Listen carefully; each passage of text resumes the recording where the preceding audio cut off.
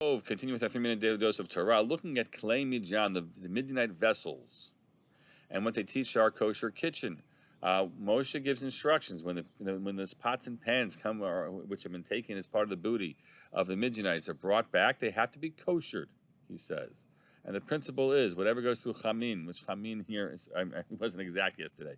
Chamin means hot water. Whatever was used with hot water has to be koshered in the same way, or can be koshered in the same way. But whatever is used with direct heat, roasted, let's say, that has to be koshered that way. We generally know that we much prefer the first method whenever we can, to kosher things in boiling water. That's pretty easy. You just clean them really well. Don't use them for 24 hours, and then throw them into a pot of boiling water. That which was not kosher, a roasting pan that was made treif because something not kosher was cooked on it, or even if it's the opposite, the fleishik pan with a milchik thing cooked on it, where we still require koshering.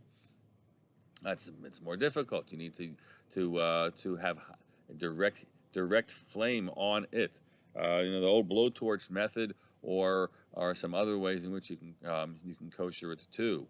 That's not only the case with the vessels, but excuse me, we talk about ovens, right? And this is often the case. People ask me shilas these weeks when people are running to take a few days of vacation somewhere, and they go to they rent an Airbnb, and they want to kosher it and be able to use it basically.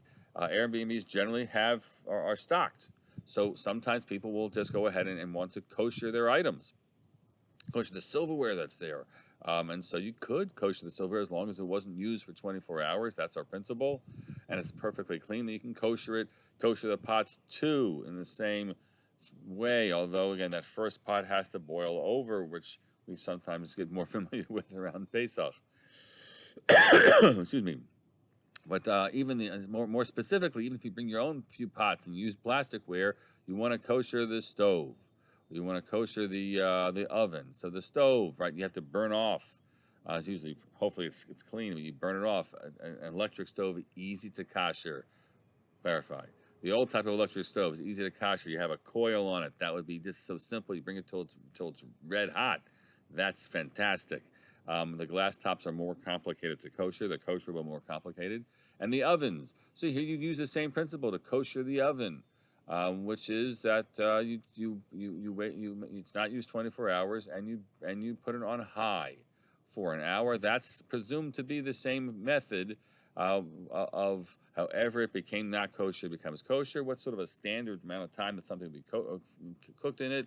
Around an hour. So you run it for that period of time as well, and you kosher it. Or if you can, at home we try to do a self-cleaning, but that is sufficient for koshering those items, and you can enjoy your vacation as well. We'll deal with the last piece of this discussion, God willing, tomorrow.